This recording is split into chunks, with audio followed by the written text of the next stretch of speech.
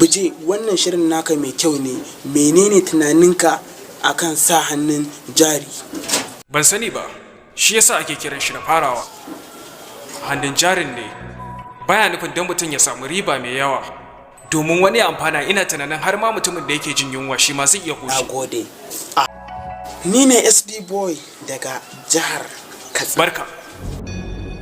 Menene yasa kake gwagwarmaya sosai akan sa hannun jari a manhajarka? Buje, kar ka manta mahaifinka shahararren dan siyasa ne a ƙasar Najeriya. Ko da yana sha'awar hakan, ni ba zan yi sha'awar ya sa hannun shi a ciki ba. Wannan ita ce kimarsa, wannan kuma ita ce kimata. Wannan shine kasuwancinsa, wannan kuma shine kasuwanci na. Wani hamagu ne faɗa. Kasuwanci nake yi, ku ya guri.